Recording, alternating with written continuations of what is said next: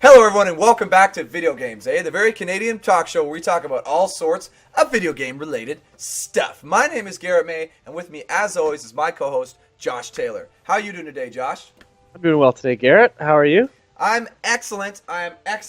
Thank you for asking, because today we're talking about one of my favorite subjects in video games, immersion. We're talking about getting fully immersed in a video game and really what it takes to get it done, some of the best games that have done it for you, and really how it's done. Because immersion, it's a bit of an abstract thing, right? Like it's a very personal thing. You know, for me, obviously some games that come to mind, Skyrim, extremely immersive in my opinion. The VR, very immersive, but yeah, we won't talk too much about VR.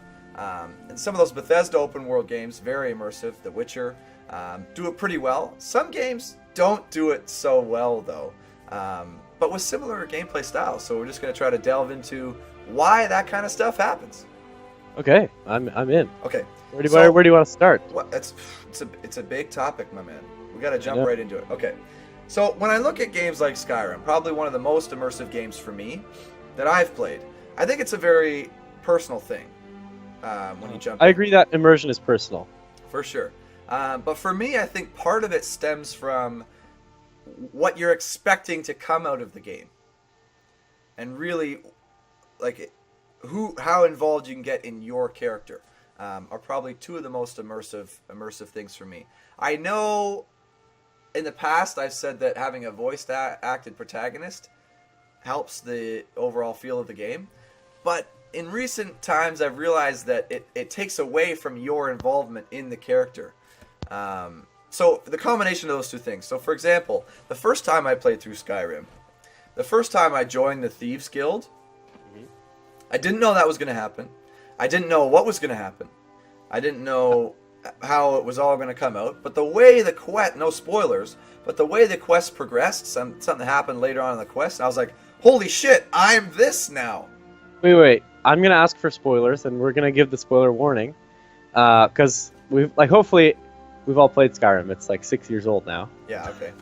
So tell me specifically what happened. Okay, so you're going right, and you become a nightingale.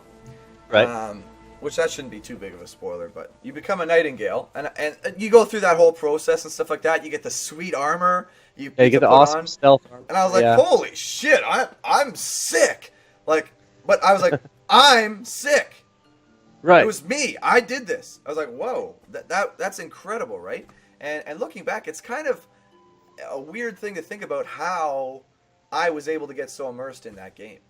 But I think it partly had to do with I didn't expect what was coming, and the way it's able to involve you in your character's kind of journey.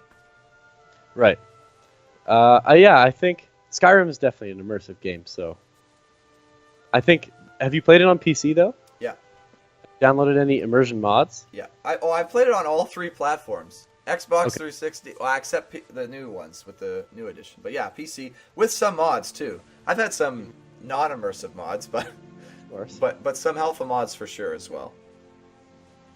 Yeah. Well, I was thinking, because a lot of the immersion mods, like on PC, which is what I would get. I don't like the silly mods personally. Yeah. So I would get the immersion mods, and I remember getting like the cloaks. I think it's called Cloaks of Skyrim or something, where it adds cloaks to the game, but it also adds temperature and it affecting your player. So if you're too cold, like your carry weight goes down or something, and you need to warm up by a fire or with a cloak.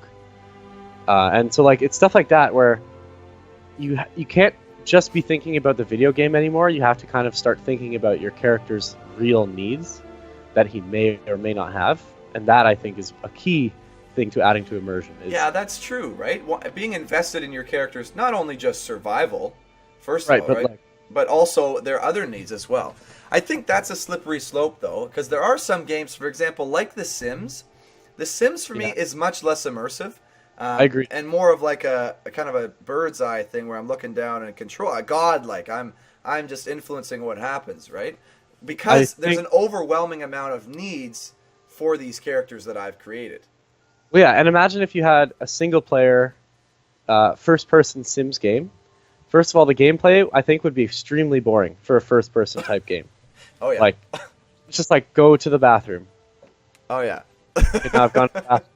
So it'd be a lot of like waiting around for things to Yeah, happen. just live your life, basically. Yeah, right. Like just have another life in here. So I think part of the reason The Sims isn't immersive is because it can't access first or even third person. So it's limited to feeling like an RTS That's or a true. God game where you're controlling from above. That's true. And I think another reason The Sims is immersion breaking is on purpose, because I think if they made it too realistic, people wouldn't play it. They would shy boring. away from it. Yeah, and you'd be bored. Like you So- have sex with your neighbor's wife and she gets pregnant, then you get married and now you've got two wives. You know, like yeah, okay, like all that sort of stuff that's made possible by the craziness that is The Sims. Yeah, that okay. So that's not exactly super immersive on purpose, but part of that's the overwhelming needs that you have. It's almost boring and it's chore-like. Yeah, it's a chore. If it's not silly and fun. But I guess also partly the perspective that you take, right? So if you're actually behind your character, well, partly the camera. If you're behind your character or actually seeing through your character's eyes, obviously those two things help immersion more than if you're looking from a top-down perspective. But there are still the top-down RPGs that do immerse you in the world and kind of get you vested in feeling part of your character, right? Yeah, definitely. There are very immersive, like top-down RPGs, like you said, where at that point, especially in RPGs where I have a party and stuff like that, like top-down RPGs where I have a party to control, I'm not necessarily immersed in being my single character. I'm sometimes immersed in the world, and I'm just trying to do the best for my party. Right. But the world itself is what immerses me, not my That's characters. true. That's true. I guess the character doesn't necessarily need to be super involved for you to immerse yourself in a world. I guess really that was more a comment about myself and really what helps me. Right. Yeah. Like, for example, when playing through the Mass Effect series, I have my own personal shepherd that I'm invested in, and their relationships with the other characters in the game was part of what immersed me in that game so much. Less so the gameplay tasks that were required. Like, going through and shooting the enemies wasn't as immersive because it felt very video gamey, right? But developing my relationships and making the right dialogue choices and stuff like that totally did. You know, decisions I make influence my relationship with these characters, made me feel like, okay, I'm actually part of this world in a way. Which is something that The Witcher kind of does as well, with your involvement in the choice, right? It does a really good job of making like you very involved in the choices, and the choices that you make affect something else in the world. Right. It does a really good job. So that definitely helps immersion. But really, when you think about it, you have a ton of choices to make and decisions to make as Geralt, but it's only around certain things, right? It's only around where he goes and what he does. There's no, like, you don't need to, you know, eat to survive. You don't need to go to the bathroom as Geralt. Like, it eliminates those things to focus on really the world development type stuff. Yeah. That really helps the immersion in that game, in my opinion.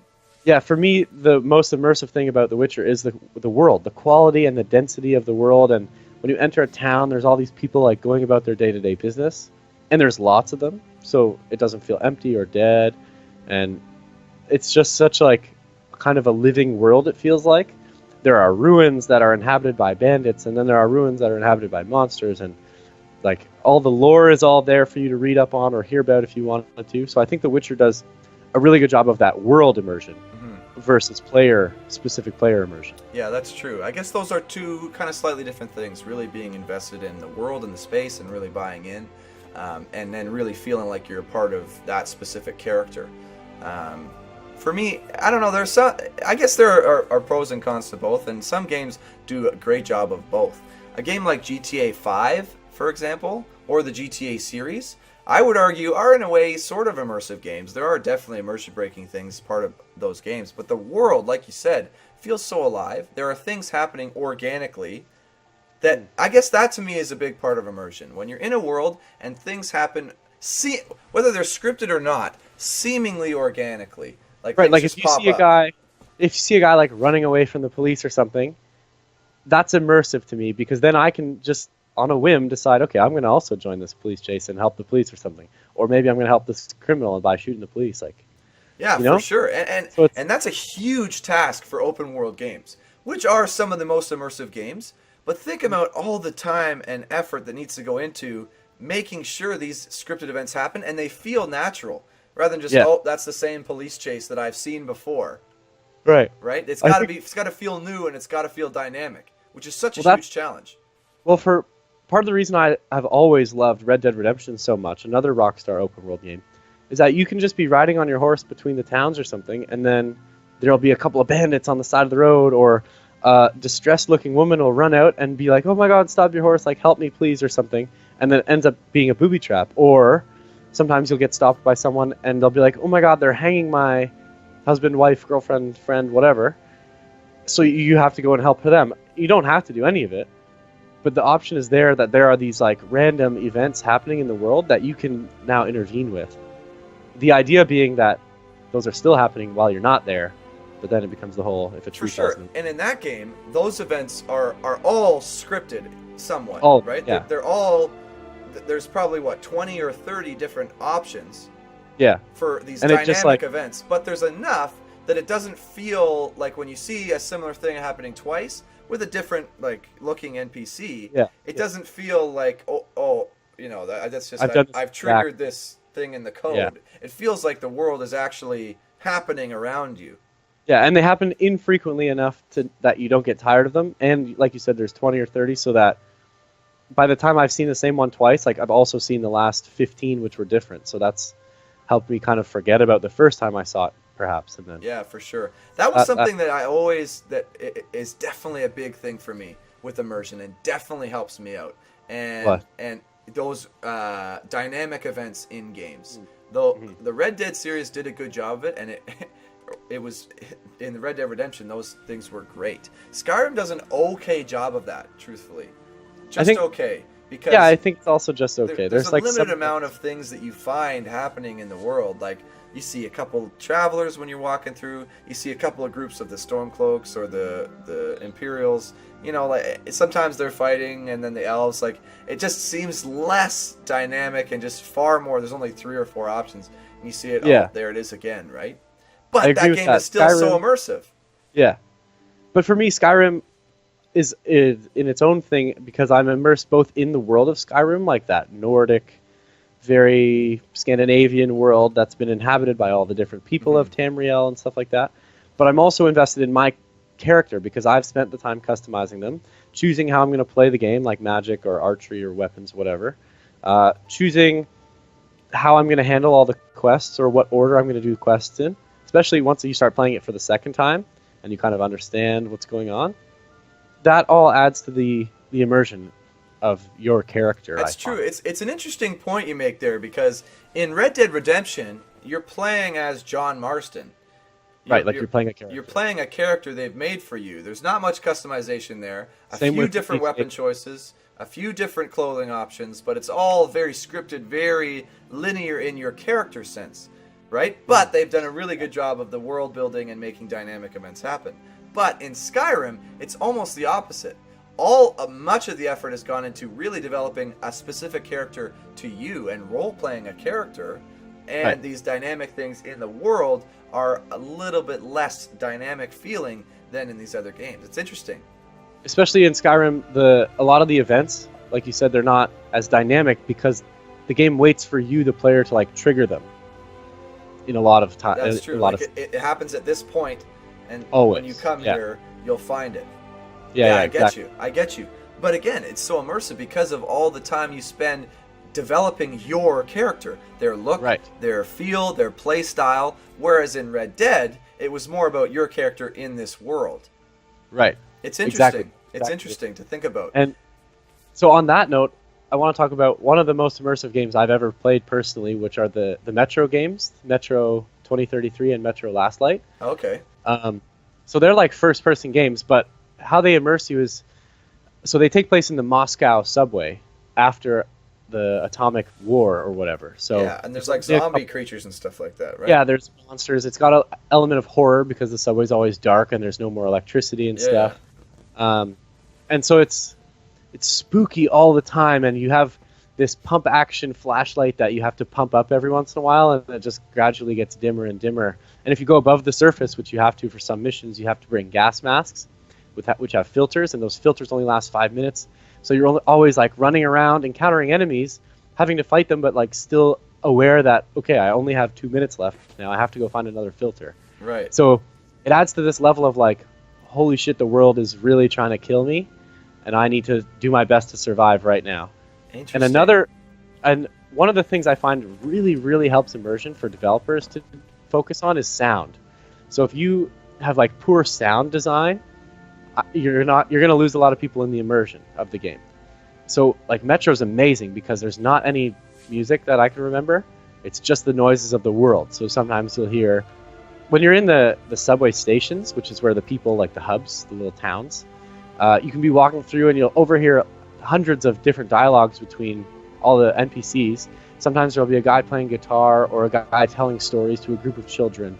And you get to walk through it, and you can stand there and listen if you want to, or you can move on and go to your next objective, which also feels organic because while all these other NPCs are living their lives, you're a ranger, or you're like trying to save the metro from this impending doom, which is the monsters. So then you're like on your way and you go and talk to a leader or whoever, like the guy who's going to give you your task, and it feels like he's very aware that he's got all these people that he's got to help survive, and so he's giving you this task being like, this is for the benefit of the metro, so you have to do it. Right. And it feels very, the world feels very much alive. Yeah, so in that game, the immersion building there is completely to do with the world. Even though it's a first-person game, right? It's playing so much less about your character. Yeah, like you're just playing as Artyom, right, who isn't voiced, and so he could be like, for sure, anything, but he's just a guy. He's just supposed to be you, I guess. But then the world takes over with the immersion. For sure, and no, that makes total sense. But in first-person games, it's rare that you'll find a first-person game that is very character-centric. It's rare. Yeah, because there's a couple out there, but you can't see yourself and really see the development of your character. It's interesting because a first-person game, which you'd immediately, and we said at the beginning of the episode, are inherently immersive because you're literally looking through the eyes of the character. Exactly. Must rely mostly, I would think, on the world rather than their character's development to push forward the immersion. I would argue that's true, except in games where it's like a survival style game where you are focused on your character's needs again, like The Sims, but first person. But let's say DayZ or whatever. Okay. If you play that first person, that becomes an immersive survival sim because now you have to go, oh shit, like I'm hungry, I need water, I need clothing to survive the nighttime, I need weapons, I need shelter. You know what I mean? So that becomes very about you, the character, and utilizing the world. So many of these games we've talked about have had a clear focus. World building with a character who's observing and experiencing this world, or character building in, a world that's influencing the character. And influenced by the character. That's also key. That there's a two-way relation. Well, not that in the world-building games the character doesn't have an influence on the world. They do for sure, but there's much less of the reverse. Or if there is, it's very scripted. Yeah, exactly. Right? Whereas in games like Skyrim, very character-driven. If I go out and do this dungeon, and I get this item that I now have, it makes my character stronger in this particular way. It's really interesting to think about when you start getting into it and start thinking about your favorite games and really what made them great for you, and really get to specifics of why you were so immersed in the game. What is it about? Is it about the world that I'm experiencing, or is it really about developing myself in an interesting setting? Yeah. Another game I like, and this could be like biased by VR, which I know we said we wouldn't try to mention because VR automatically has immersion like beat. Yeah, high levels versus of immersion. versus playing on a screen. That's how you get immersed as you play VR. But I played Elite Dangerous a lot. I played it both on the screen and on VR. And again, for me, that's the sound design. If I put these headphones on and the VR headset on, I'm now a spaceship pilot. Right. And it's not my character. It's just me. It's me. I am the pilot, first person. Right, you don't customize a character. So in that game, again, we can say in that game, your world, the world building is the space around you, the space, right?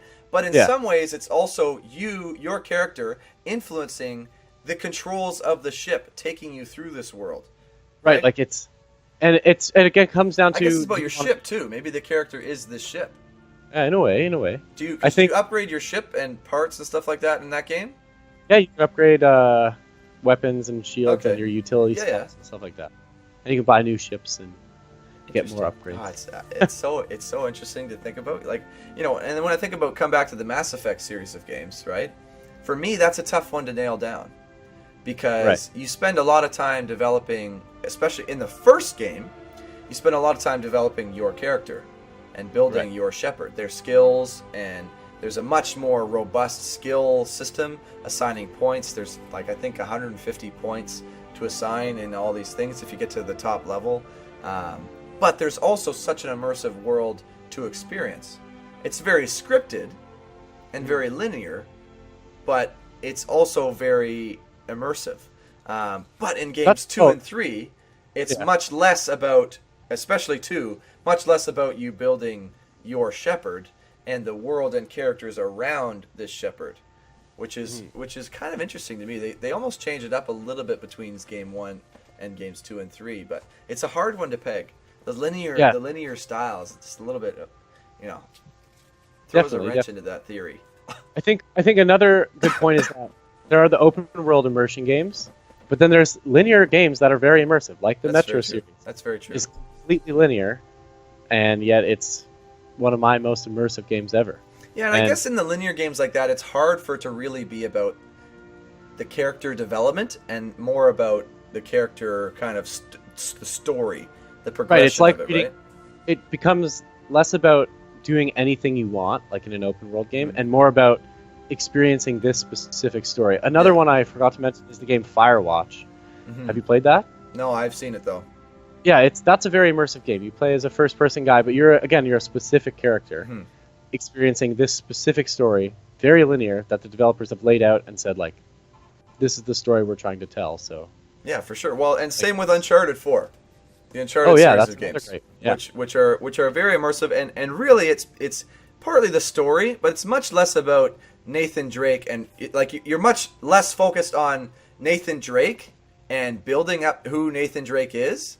Right, because but more about he Nathan Drake in this incredible adventure, right? Right, exactly. Which is built very well, but it's in stark contrast to games where it's very character-centric. And I guess players will have their preference. For me, gosh, it's hard to say which I like more.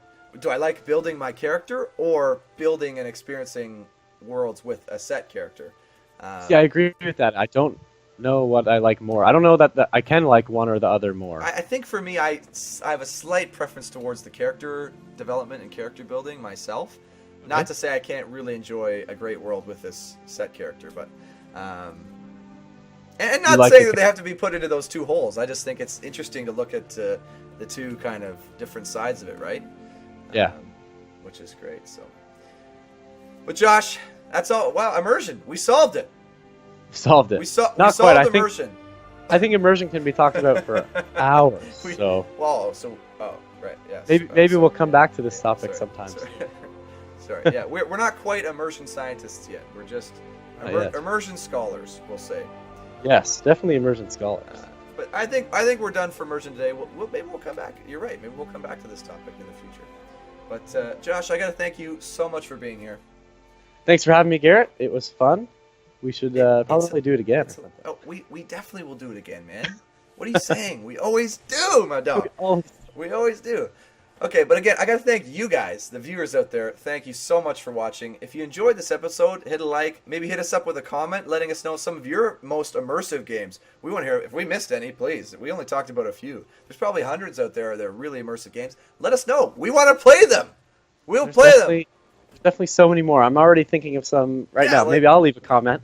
Maybe the viewers will respond to my comment. That's true. Let us know some of your favorite immersive games out there. But again, thank you for watching, and we hope to see you next time on Video Games,